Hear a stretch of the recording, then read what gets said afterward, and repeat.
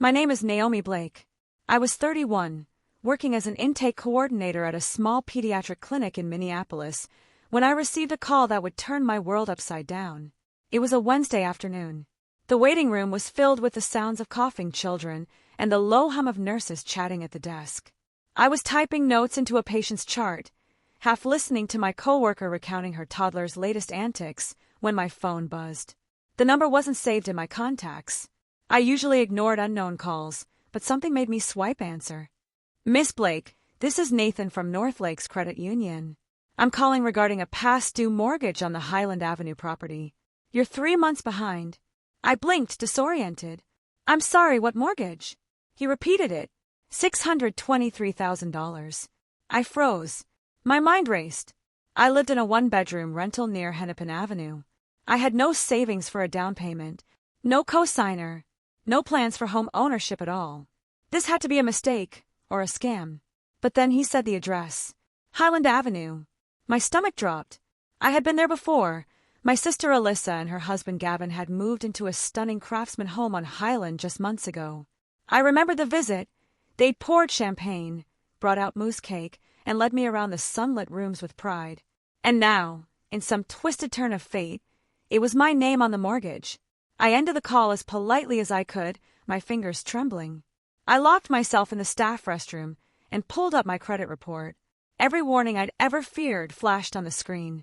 Mortgage delinquent, home equity line, maxed out credit cards, all under my name.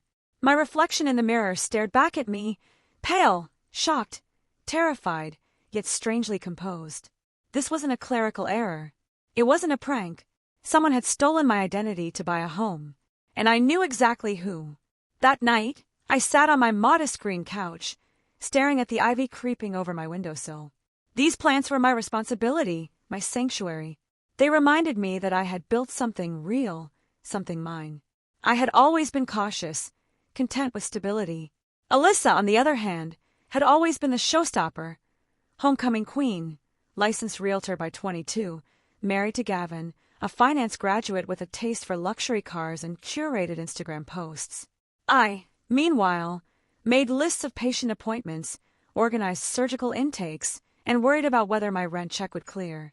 My life wasn't flashy, but it was honest. And now it was dangling by a thread, tethered to decisions I hadn't made. Sleep didn't come that night.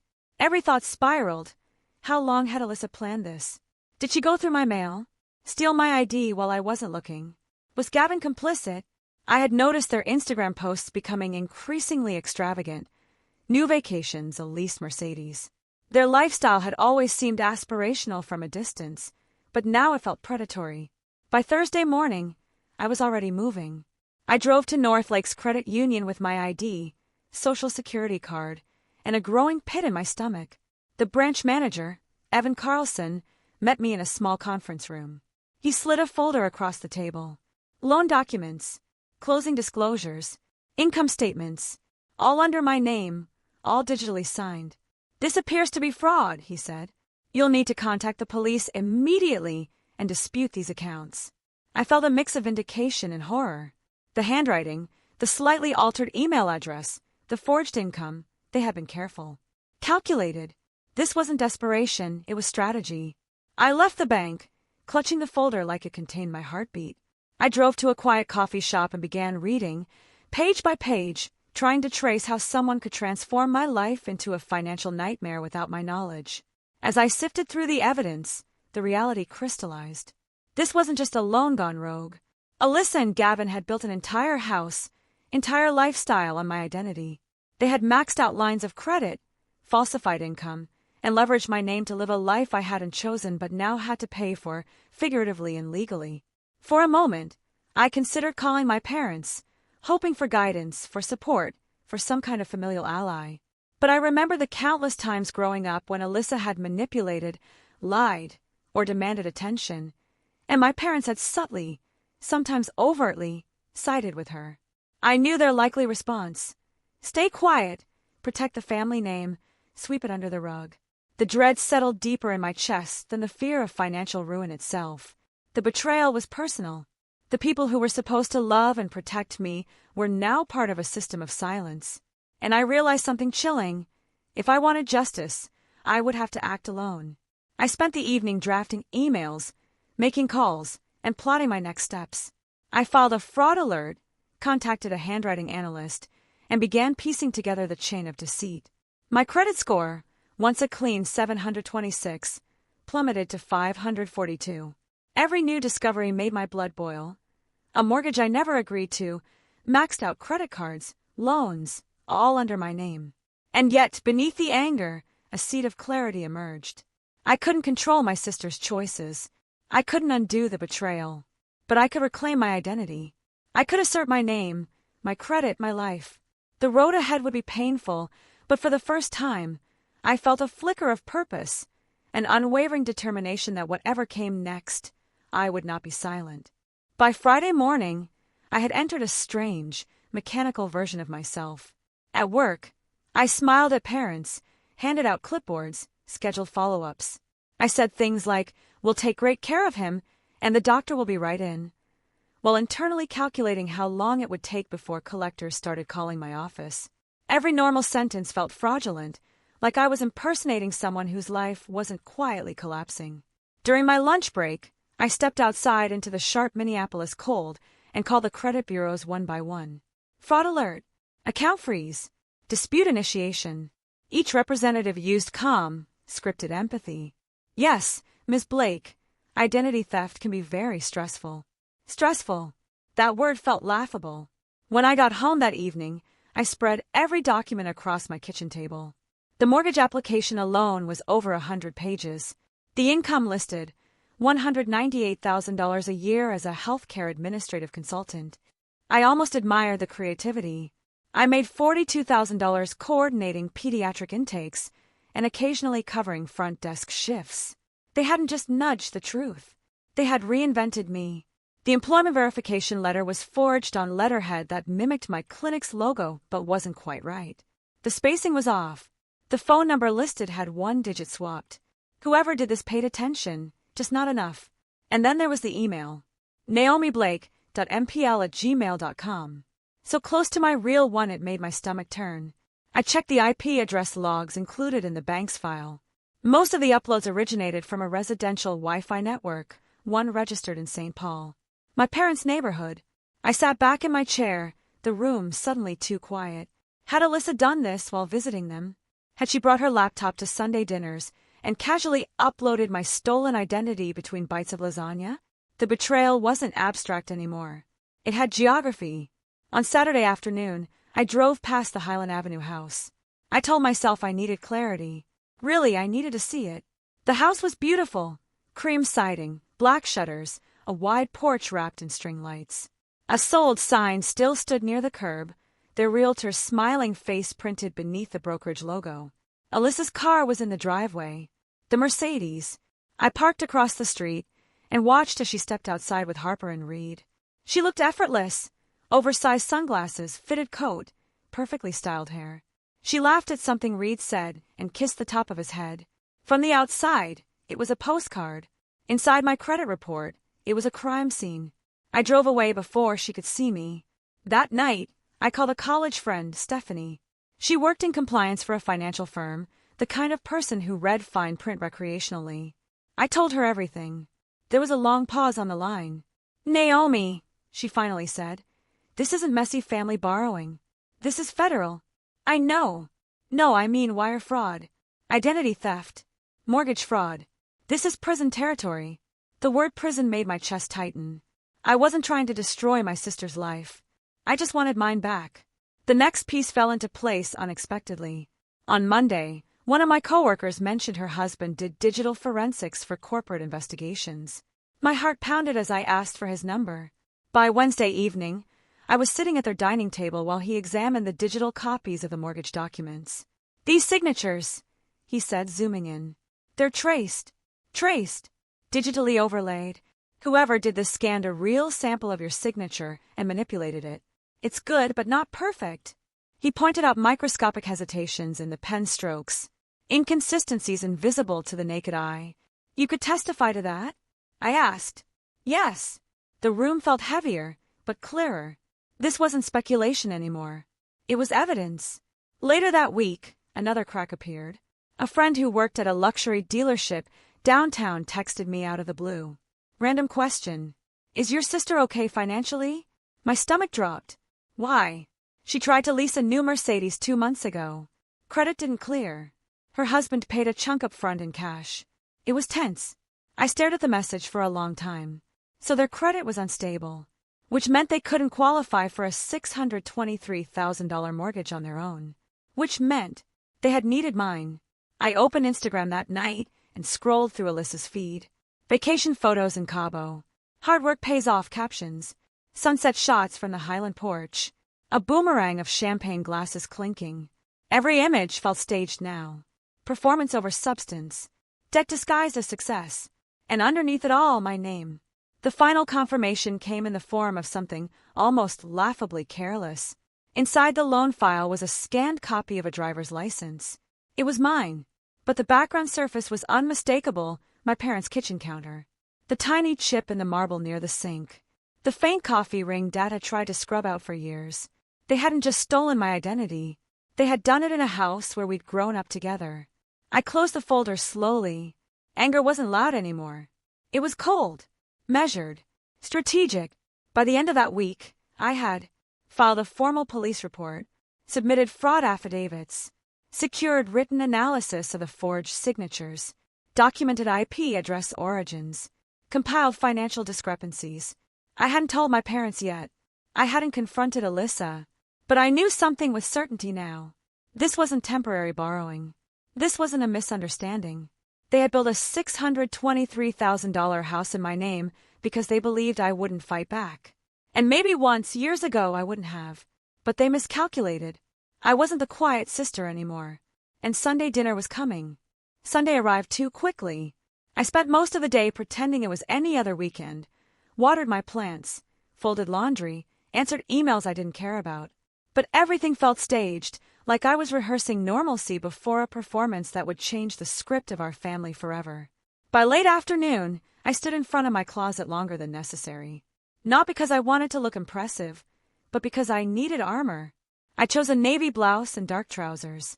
Clean, neutral, professional. Not the younger sister who borrowed earrings. Not the one who stayed quiet to keep the peace. Tonight, I needed to look like someone who couldn't be dismissed. The manila folder sat on my kitchen counter. Thick, heavy, final. I slipped it into my bag and locked the door behind me.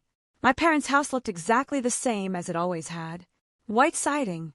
A porch light that flickered before settling. The smell of garlic and tomatoes hit me the moment I stepped inside. Naomi! My mother called from the kitchen. You're right on time. Of course I was. Alyssa was late. Of course she was. Dad sat in his recliner with a glass of red wine, flipping channels without watching any of them. Gavin was helping set the table, moving like a guest in a place he'd memorized but never belonged to. How's work? Mom asked, stirring the sauce. Busy, I said. It wasn't a lie. At exactly 6:12, the front door opened. Laughter first. Then Alyssa. She swept in wearing a cream blouse, hair perfectly styled, earrings catching the light. She kissed Mom's cheek, hugged Dad, and turned to me with a wide smile. Naomi, you look very serious, she teased. Big meeting tomorrow. I met her eyes. Something like that. Dinner began the way it always did. Small talk. Dad complaining about traffic. Mom insisting everyone takes seconds. Alyssa talking about the amazing natural light in the Highland house, how the sunroom made mornings feel European. Gavin nodded along, barely eating. I watched him carefully. His jaw was tight, his smile delayed. He knew. Halfway through dinner, Alyssa mentioned the backyard. We're thinking of hosting Thanksgiving this year, she said casually. The space is just perfect for entertaining. My fork paused midair. Mom clapped her hands. Oh, that would be wonderful. I swallowed. The audacity of planning holidays in a house bought with my identity nearly took my breath away. Dessert came out.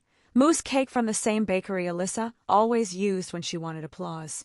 As plates were cleared, the conversation lulled. That was my moment. I reached into my bag and placed the folder on the table. The sound it made, soft, deliberate, cut through the room. There's something I need to talk about, I said. Mom looked up immediately.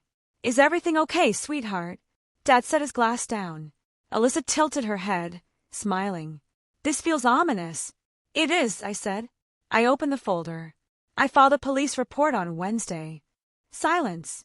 My father straightened. Police. I looked directly at Alyssa. It's about identity theft. Mortgage fraud. A $623,000 loan taken out in my name. Her smile froze. What? She laughed. Naomi, that's not funny. I'm not joking. Gavin stood abruptly, his chair scraping the floor. Maybe this isn't the place. Sit down, my father said, his voice sharp. Gavin hesitated, then sat. I slid the documents across the table. The house on Highland Avenue, I continued. The mortgage. The credit cards. The helic. All under my name. My social security number. My forged signature. My mother's hand flew to her mouth. That can't be right, she whispered. Alyssa! Alyssa stared at the papers without touching them. This is insane, she said. Why would I ever do something like that? I didn't raise my voice. I didn't need to. Because your credit couldn't qualify, I said. Because you used an email address, one character off from mine. Because the uploads came from a network registered to this house. Because a signature analysis confirms forgery. Gavin exhaled sharply. Alyssa! My mother said, her voice shaking. Tell me this isn't true. Alyssa's shoulders sagged. It was supposed to be temporary, she said quietly. The word landed like a slap. You stole my identity, I said. That's not temporary. You weren't using it, she snapped suddenly. You live small. You play it safe. We just needed time to get back on our feet. My father stood. So you buried your sister to save face? Tears streaked Alyssa's mascara. We were drowning, she said. Everyone expected so much from us. The image. The lifestyle. And you thought silence was guaranteed, I said. Because it always has been. Gavin rubbed his face. I told you this would blow up. You still did it, I said. The room felt unrecognizable. This wasn't a family dinner anymore. It was an unveiling. Dad pointed toward the door. Get out, he said. Alyssa looked stunned. Dad! Get out, he repeated. We'll deal with this, but not under my roof. They left without another word. The door closed behind them with a finality that echoed through the house. My mother collapsed into a chair. I don't know who she is anymore, she whispered. Neither did I. But I knew exactly who I was. And for the first time, I hadn't stayed quiet. The fallout didn't take weeks. It took hours. By Monday morning, the story had leaked. I don't know who talked first. Maybe someone at the credit union. Maybe someone at the police department. Maybe Gavin panicked and called the wrong person. But by 9:17 a.m., my phone buzzed with a news alert. Local realtor under investigation for mortgage fraud. No names were listed yet, but the address was Highland Avenue. I sat at my desk at the clinic staring at the headline while the waiting room filled with parents and children. My hands were steady. That surprised me. I had expected to feel panic. Instead, I felt inevitability. By lunchtime, my phone was vibrating nonstop. A cousin I hadn't spoken to in years texted, Is this Alyssa? A former high school friend messaged, Oh my God, are you okay? I didn't respond. At 2:34 p.m., my mother called. I stepped outside into the freezing air before answering. Naomi, she said immediately. Her voice sounded thin. Worn down. This has gone too far. I closed my eyes. It hasn't gone far enough. Reporters are calling the house. Your father won't leave. He says he can't face anyone at the club. I let out a slow breath. I didn't call the press. But you filed the report, she whispered. You made this public. No, I said quietly. She did, when she used my name. There was a long pause. She's still your sister. There it was. Not what she did was wrong. Not how can we fix this for you. Just blood. She committed a federal crime, I said. She made a mistake. Mistakes don't require forged income statements. My mother's voice cracked. She could go to prison. I swallowed. I know. And the children, Naomi. Think about Harper and Reed. That was the first time my composure slipped. I leaned against the brick wall outside the clinic and stared at the gray sky. I do think about them, I said. Every second. Then please, she said softly. There must be a way to handle this quietly. Drop the charges. Work it out privately. Drop the charges. Like it was a parking ticket. Mom, I said carefully. If a stranger had done this to me, would you ask me to stay quiet? Silence. Then, almost defensively, that's different. Why? Because this is family. I looked at the frost gathering along the sidewalk. Family. The word felt heavier than the debt. When I hung up, I didn't cry. But something inside me shifted. That evening, my father called. He didn't waste time on softness. You've made your point, he said. Now let's fix this without destroying everyone. I didn't destroy anything. You're dragging this through court. She forged my identity. She panicked, he snapped. They were in financial trouble. So she gambled with my future? He exhaled sharply. We raised you better than this. The sentence hit harder than I expected. Better than what? I asked quietly. Better than revenge. This isn't revenge, I said. It's self-defense. He didn't respond to that. Instead, he said something that told me everything. If this continues, it will tear this family apart.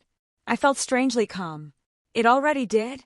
After we hung up, I sat on my couch staring at the ivy trailing along my windowsill. The plants didn't care about scandal or court hearings.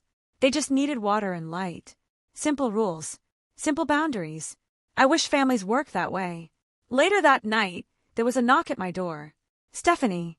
She walked in without waiting for an invitation, holding 2 iced coffees despite the cold. I figured you'd need backup, she said. I told her about the calls, the guilt, the word family being used like a leash. She listened quietly. Then she asked one question. If this had been a coworker who stole $623,000 from you, would you hesitate? No. If it had been a neighbor? No. So why does DNA make it negotiable? I didn't answer. Because I didn't have to. She leaned forward. They're not asking you to protect the family, she said. They're asking you to protect the illusion. The illusion.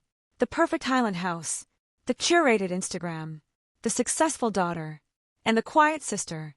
I thought about Harper's drawings taped to the fridge. Reed's laugh. The way Alyssa had looked at dinner. Not shocked, not innocent, but cornered. Calculated. The next morning, the district attorney's office called. They were proceeding with formal charges. Identity theft, wire fraud, mortgage fraud. Would you be willing to provide a victim impact statement? The woman asked. I looked around my small apartment. The second-hand couch. The thrift store coffee table. The plants I'd grown from clippings. My entire financial record has been compromised, I said. Yes, I'll provide one. After I hung up, I opened my phone. One unread message from my mother. Please don't let this ruin all of us. I stared at the screen for a long time. Then I typed back. She did that. Not me. I hit send. And for the first time since the phone call about the mortgage, I felt something steady inside my chest. Not anger. Not fear. Resolve. They had built a $623,000 house in my name. But they didn't get to build my silence too. The courtroom was smaller than I expected. I don't know why I had imagined something grand. Towering ceilings, dramatic echoes, rows of spectators. Instead, it felt clinical.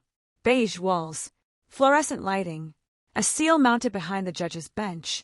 Ordinary. That was the strange part. Alyssa's choices had detonated my life, and yet the room where it would be addressed looked like a place where paperwork quietly ended marriages and settled parking disputes. I sat on the left side of the aisle beside the assistant district attorney. My palms rested flat against my knees. Calm. Controlled. Across the room, Alyssa avoided my eyes. She looked smaller somehow. Less polished. Her hair pulled back without the usual shine. No statement earrings. No designer heels. Gavin sat beside her, jaw tight, staring straight ahead. When the judge entered, the room stood. The charges were read. Clearly. Identity theft. Wire fraud. Mortgage fraud. Hearing the words out loud felt different than reading them in documents. They weren't abstract anymore. They were legal definitions tied to my sister's name. When it was my turn to speak, I stood. I hadn't memorized my statement. I didn't need to. My name is Naomi Blake. I began, my voice steady. 9 months ago, I received a call informing me I was 3 months delinquent on a $623,000 mortgage I never signed. The room was silent. I have spent those 9 months repairing my credit, explaining to my employer why collectors were calling, disputing fraudulent accounts, and defending my identity. I glanced briefly at Alyssa. She stared at the floor. This wasn't a misunderstanding. It wasn't a desperate one-time decision. It was planned. Documents were forged. Income was falsified. Accounts were opened. My name was used deliberately. My voice tightened slightly at the next part. I was also asked, repeatedly, to stay quiet, to protect my family, to think about appearances. But no one asked what it felt like to have my future gambled away. I swallowed. I am not here for revenge. I am here because silence would have meant consent. When I sat down, my hands trembled for the first time. Not from fear, from release. The defense attorney argued financial stress, pressure, reputation, panic. But emails were presented, IP logs, signature analysis, and then came the detail that made even the judge pause. Search history from Gavin's laptop. Can bankruptcy transfer debt to identity holder? Statute of limitations for identity fraud. Can you settle mortgage under different name? It wasn't panic. It was strategy. When Harper and Reed entered with my parents during a recess, my chest ached. Harper ran toward Alyssa immediately. Reed clung to Gavin's leg. They didn't understand courtrooms or federal charges. They understood that adults were whispering and something was wrong. My mother caught my eye from across the hallway. She didn't look angry anymore. She looked tired, worn thin by reality. During the final hearing, Alyssa finally spoke. Her voice shook. I didn't think it would go this far, she said. I thought we'd fix it before anyone found out. I stared at her. Before anyone found out. That was the plan. Not to undo it. To hide it. The judge delivered the sentence 3 weeks later. 18 months federal prison for Alyssa. 12 months for Gavin. Supervised release after. Restitution orders. The sound of the gavel was quiet, but it echoed in me. Alyssa cried. Gavin closed his eyes. My mother sobbed softly into my father's shoulder.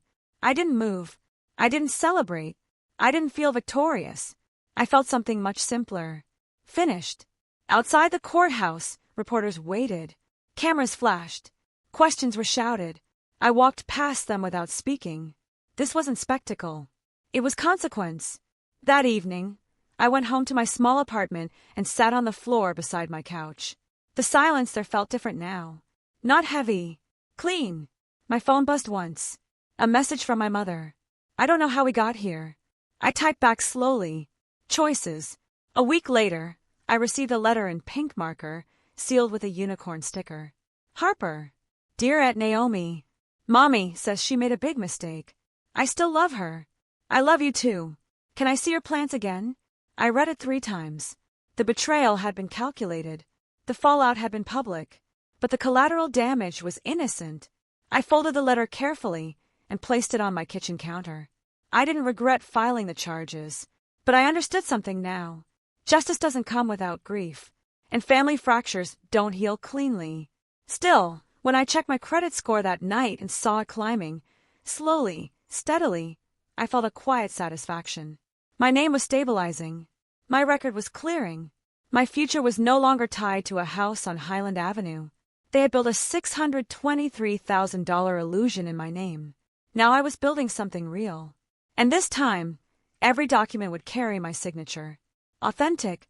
9 months after that first phone call, I signed another mortgage. This time, I read every page slowly. Not because I didn't trust the paperwork, but because I needed to feel it. The pen in my hand. The weight of the decision. The quiet certainty that this was mine. The house wasn't grand. It wasn't on Highland Avenue. It didn't have a sunroom drenched in golden light, or a porch wrapped in designer string lights. It was a modest 2-bedroom in Bloomington. The paint in the hallway needed updating. The appliances were older than I was. The backyard had more weeds than grass. But when I stood in the empty living room after closing, the silence felt sacred. No illusion. No borrowed identity. No stolen credit. Just me. Stephanie arrived that evening with a bottle of champagne and a welcome mat that read, "Not today, identity thieves." We laughed, the kind of laughter that comes after surviving something you once thought would break you. "You did it," she said, handing me a plastic cup of champagne. "No," I replied softly. "I rebuilt it." The difference mattered. My credit score had slowly climbed back above 700. The fraudulent accounts were removed. The mortgage on Highland Avenue had been voided, transferred back into legal review, then sold under court supervision. The house no longer carried my name. It never should have. A week after I moved in, my parents came separately. My mother arrived first. She carried lasagna in the same ceramic dish she'd used my entire childhood. She stood awkwardly in the doorway, looking around like she wasn't sure what she was allowed to admire. "It's cozy," she said gently. "It's honest," I replied. She set the dish on my counter and sighed. "I was wrong," she said quietly. "I kept thinking if you stayed quiet, we could preserve something." "You can't preserve something built on a lie," I said. Tears welled in her eyes. I thought protecting the family meant protecting her. It should have meant protecting me too. That landed. She nodded slowly. My father came 3 days later with a fern in a clay pot. He cleared his throat before speaking. "I didn't say it before," he began. "But you were right. It wasn't an elaborate apology. But it was real. I didn't want to lose both my daughters," he added. "You didn't," I said. She lost herself.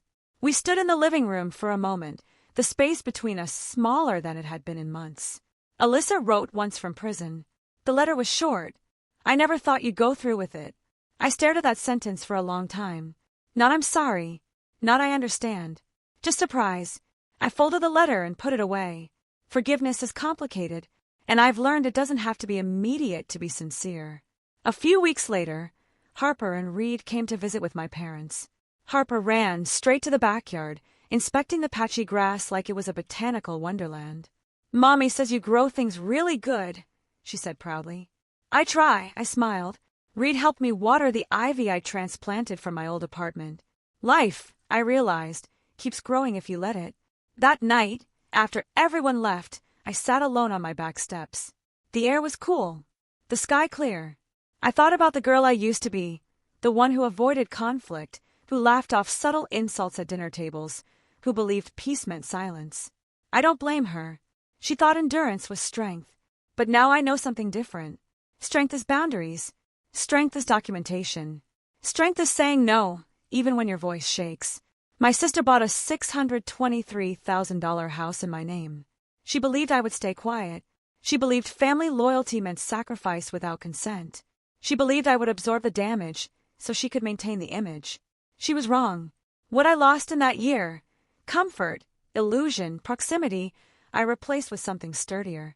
Self-trust. I no longer need to prove that my life is ambitious enough. I no longer measure success by square footage or filtered photos. This house may not impress anyone driving past it, but when I unlock the door, I feel safe. Safe inside my credit history. Safe inside my choices. Safe inside my name. The betrayal nearly dismantled me. The pressure to stay quiet nearly buried me. But in the end, silence would have cost more than the mortgage ever could. I didn't destroy my family. I exposed a fracture that was already there. And from that fracture, I built something stronger. Brick by brick. Signature by signature. Truth over image. Boundaries over guilt. This house, flawed as it is, stands on something no one can forge. My name. My terms. And this time, no one gets to sign for me.